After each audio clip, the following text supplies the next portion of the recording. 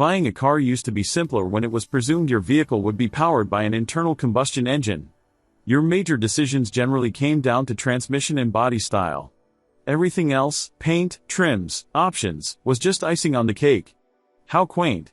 The toughest decision facing today's new car shoppers involves the power source. Although traditional gas or diesel-only internal combustion options remain plentiful, customers are increasingly considering fully electric and electrified vehicles such as hybrids and plug-in hybrids, PHEVs. But how are you supposed to know which is right for you? We are here to help with this full test of all three types of powertrains.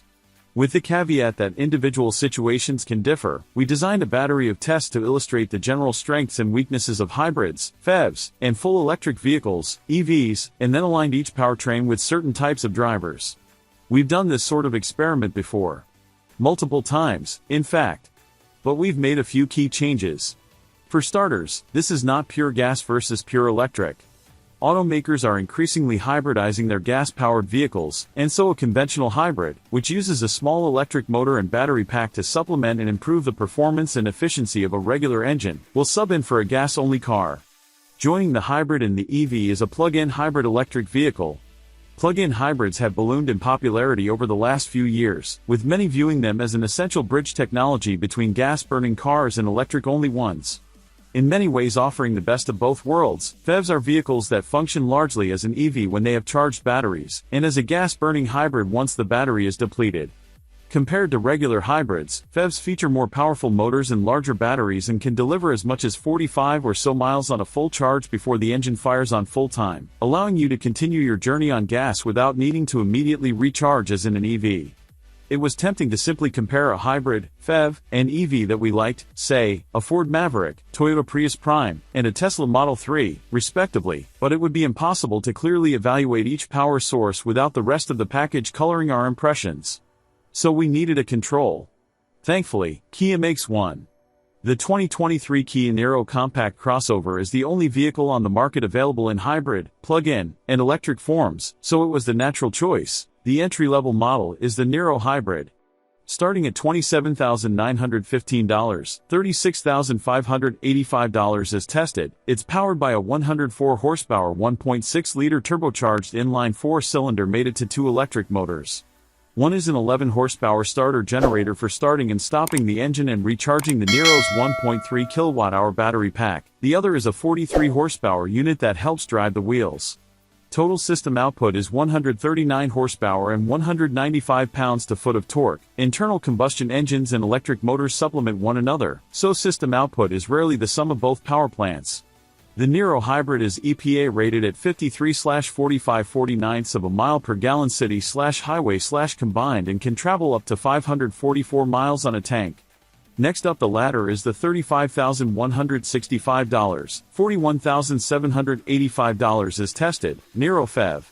It, too, has a 104-horsepower 1.6-liter turbo 4 paired with an 11-horsepower starter-the-drive motor, since it's expected to propel the Niro PHEV on its own when the battery is charged, gets a power boost to 83 horsepower. Total system output is 180 horsepower and 195 pounds-to-foot of torque. The Niro PHEV's battery pack is upgraded to 11.1 kilowatt-hours, and when fully charged via standard level 1 wall outlet or a level 2 charger, where it's capable of charging at up to 3.3 kilowatt-hours, the Niro PHEV can travel up to 34 miles on electricity alone and a total of 510 miles between gas and electricity. The EPA rates the Niro PHEV at 108 miles per gallon combined in PHEV mode, 48 miles per gallon combined if you never plugged in. If that's your plan, it shouldn't be, as we illustrate in the efficiency and costs area below. Finally, the Niro EV. Starting at $40,875, $47,940 as tested, the Niro EV packs a punchy, 201 horsepower, 188 pound-to-foot electric motor and no engine. This gets electricity from a 64.8 kilowatt-hour battery pack stashed underneath the Niro EV's floor. You can see the pack's minor impact on head and legroom in the chart at the end of this story. Unlike the PHEV, the Niro EV can be charged three ways: via a level 1 wall outlet, the slowest way, via public or at-home level 2 charger at up to 11.0 kilowatts, or with a level 3 DC fast charger with a ubiquitous CCS plug at rates up to 83 kilowatts. Don't worry, we'll dive into what this means later. The Niro EV has an EPA estimated range of up to 253 miles and is rated at 126/101 of a mile per gallon e. Our drive route for this test was a 200-mile, largely even mix of city and suburban streets plus interstates. On the move, the Niro hybrid felt immediately familiar. Like the majority of cars built in the past half-plus century, there's not much to actively think about here. Hop in, start it up, slide the shifter into drive, and give it gas. This hybrid seems like a great way to make a lot of impact without any sacrifice. Around town, the Niro, like many hybrids, uses its electric motor to give the car a good shove when accelerating away from a stop while the engine works its way up to making max power. It's not quick. In fact, the Niro hybrid is the slowest of all three, but this model has more than enough output to keep up with urban and suburban traffic. Once cruising, the hybrid would frequently shut the engine down, with the electric motor putting out enough power to maintain speed. Whenever the battery was depleted, the engine would fire back on for a few minutes to top it off before shutting down again. We were quite surprised by how often we were cruising on electrons on lower speed roads. That sensation of smooth sailing doesn't hold up on the highway, though. At speeds north of 55 miles per hour, the Niro hybrid's engine is on far more often than it's off, and the car struggles to make adequate passing power, an experience typical of many hybrids from mainstream automakers. This shouldn't be a deal-breaker for shoppers, but it's a drastically different experience than in the phev and EV. There's a duality to a plug-in hybrid that depends on whether or not the battery is charged. With the battery brimmed and 31 indicated miles of range on tap, the Niro phev feels a lot like an electric car. Its motor is torquey and, around town, powerful enough that the engine turning on is relatively rare.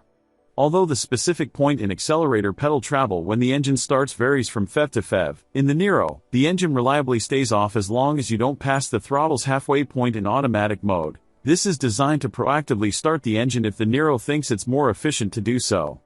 In EV mode, the engine stays off until you press the pedal nearly 3/4 of the way through its travel. You can accelerate up to highway speeds under electricity alone, but we found it both quicker and more efficient to let the Niro phev supplement its motor with its engine. Once cruising, the phev favored the electric motor, occasionally using the engine to help pass slower traffic, which it can do far more assertively than the hybrid. Although you can conveniently keep driving once the battery is depleted, the Niro phev's extra 300 pounds on the hybrid rears its head when the car switches to hybrid mode. The car feels noticeably slower, and the engine has to work harder than it otherwise would have if the battery were charged. If you like driving, you'll like an EV. If the Niro hybrid felt like a 4-cylinder powered car and the phev like a 6-cylinder, the Niro EV feels like it has a V8 in comparison. EVs use vastly simpler powertrains than either type of hybrid, so you simply plant your foot and enjoy as the motor's torque, a modest 188 pounds-to-foot in this case, is instantly unleashed.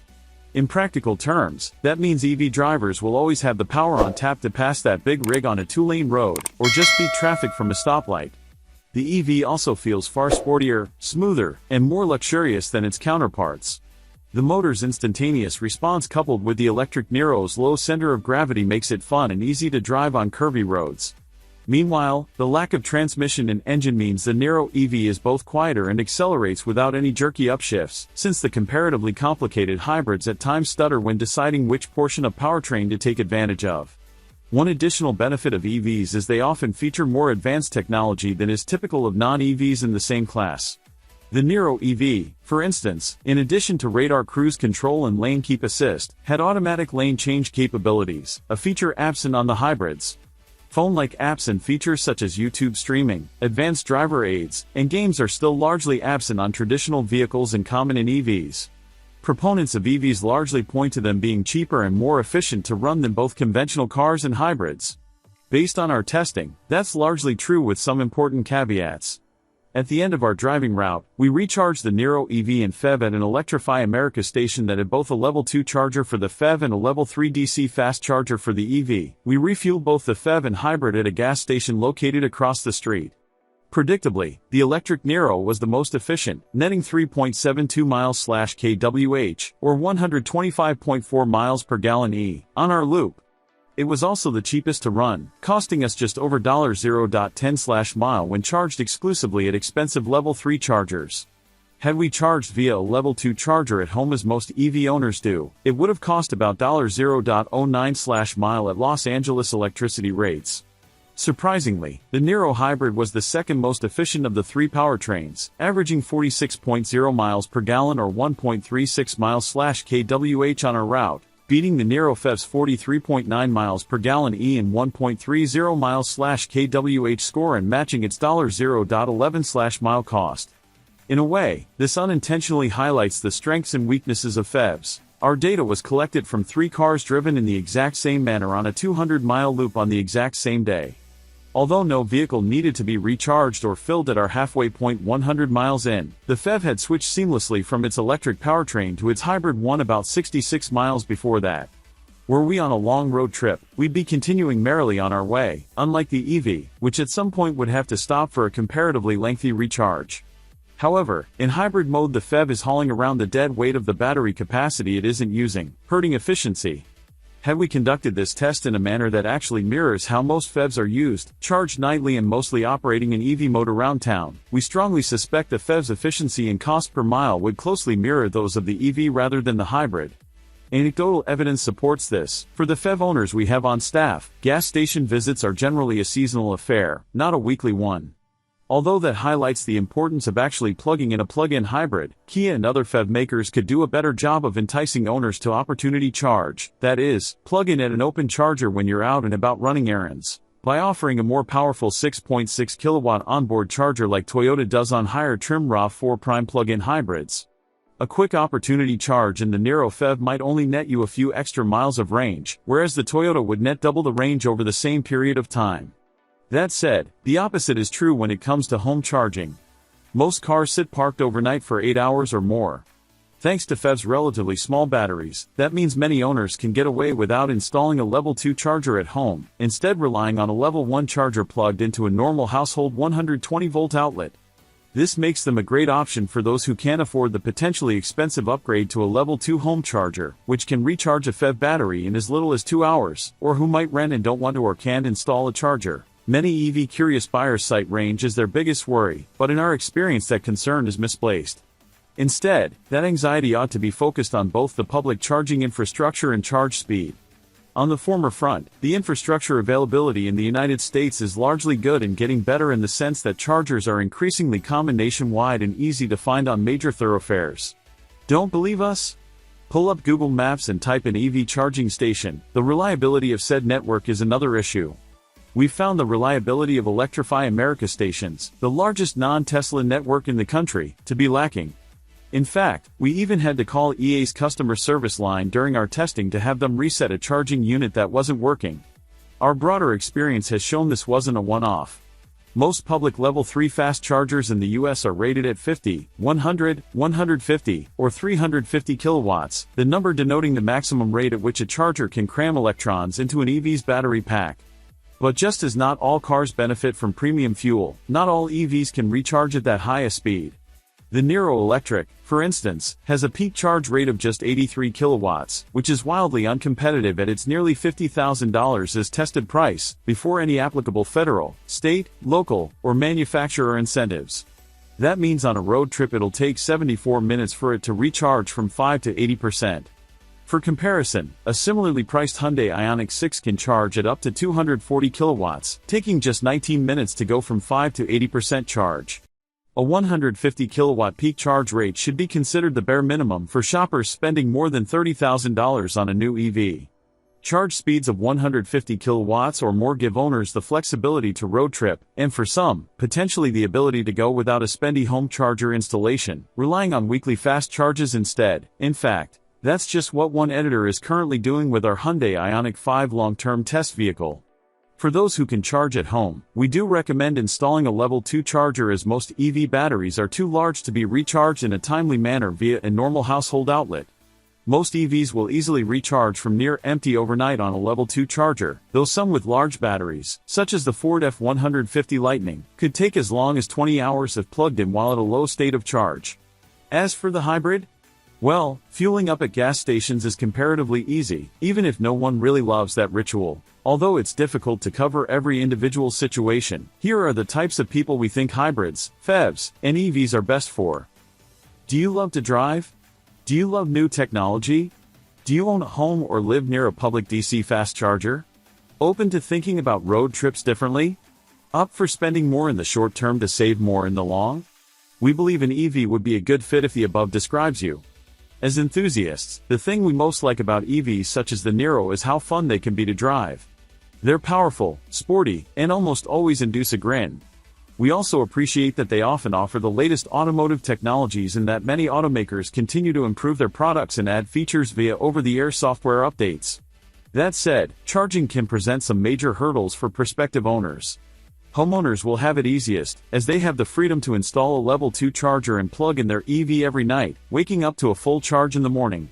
For renters and apartment dwellers, EVs can be a good choice if you live near a public DC fast charger. You can see if you live near one here. For those folks, a weekly gas station stop is replaced by a weekly fast charge top-off, ideally while you're doing something else like grocery shopping. Regardless of your living situation, you will have to get used to road tripping slightly differently. You'll likely find yourself taking pre-planned stops to charge, leapfrogging from charger to charger as you head to your destination. Some EV owners love the regular 15 to 45-minute breaks, depending on your vehicle's charge speed and battery capacity, while others loathe it. You can get a sense of how a road trip might look for you with tools such as a better route planner.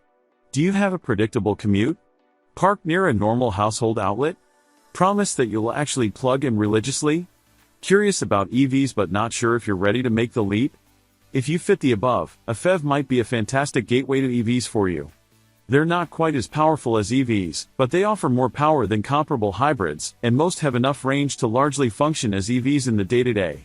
The key to our phev recommendation is that you have to be honest with yourself. Are you going to plug it in and recharge it? The cost barrier for doing so is lower than an EV, since most phev owners can plug the, often, included charging cable into a 120-volt outlet like they would a cell phone. If you don't have regular, reliable access to such a plug, though, you'd be better off with either a hybrid or even an EV, since most phevs don't charge quick enough to make relying on a public level 2 charger reasonable. Very few plug-in hybrids available in the US are capable of level 3 DC fast charging. Do you rent or live in an apartment? Do you have an unpredictable or longer than average commute? Do you want to reduce your environmental impact or simply save on gas without changing any of your daily habits? If so, a hybrid is probably a good choice for you. A hybrid such as the Niro hybrid is the easiest way to get the most benefit with the littlest effort, something that admittedly appeals to many of us. There are no old habits to break, no new routines to establish, no equipment to install at home, and, in many cases, significantly lower upfront costs.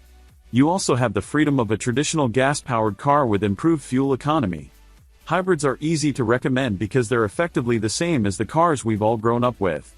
While car shopping is likely to remain messy and complicated for the next few years as automakers pivot fully to electrification and the nation's charging infrastructure expands and matures, we hope this guide helped point you in the right direction.